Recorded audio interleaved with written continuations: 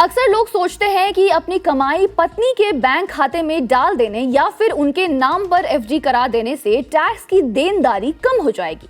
लेकिन आयकर कानून इतने आसान नहीं है जितने आपको लगते हैं। इनकम टैक्स एक्ट के तहत क्लबिंग ऑफ इनकम का प्रावधान शामिल है। इसके मुताबिक अगर आप पत्नी को पैसे गिफ्ट करते हैं और वो उस पैसे को कहीं पे इन्वेस्ट करती है तो उससे होने वाली इनकम आपकी ही टोटल इनकम में जोड़ी जाएगी और टैक्स भी आपको ही भरना होगा।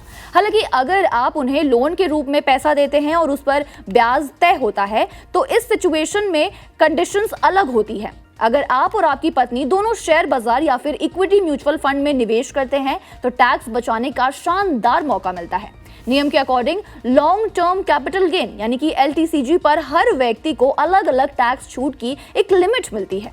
अगर निवेश दोनों के नाम पर अलग अलग है तो आप दोनों अपनी अपनी लिमिट का भरपूर लाभ उठाकर परिवार का टोटल टैक्स काफी हद तक कम कर सकते हैं। टैक्स बचाने का सबसे आसान तरीका है मिलकर प्लानिंग करना। अगर घर पति पत्नी दोनों के नाम पर है और दोनों होम लोन साथ लेते हैं तो दोनों धारा 80C और धारा 24B में अलग अलग छूट ले सकते हैं। और इसी तरह अगर मेडिकल प्रीमियम की राशि ज्यादा है तो पति पत्नी अलग अलग हेल्थ पॉलिसीज भी लेकर अपनी टैक्स छूट की सीमा को बढ़ा भी सकते हैं। बच्चों की स्कूल ट्यूशन फीस पर धारा 80C के तहत छूट मिलती है। तो अगर आपके 2 से ज्यादा बच्चे हैं या फिर फीस बहुत ज्यादा है तो पति और पत्नी दोनों अलग अलग बच्चों की फीस का भुगतान दिखाकर मैक्सिमम टैक्स का कटौती फायदा ले सकते हैं। इसके अलावा अगर दोनों ही नौकरी पेशा हैं तो 4 साल के ब्लॉक में अलग अलग लीव ट्रैवल अलाउंस यानी कि LTA का क्लेम करके छुट्टियों में यात्रा के खर्च पर बड़ी टैक्स की बचत कर सकते हैं।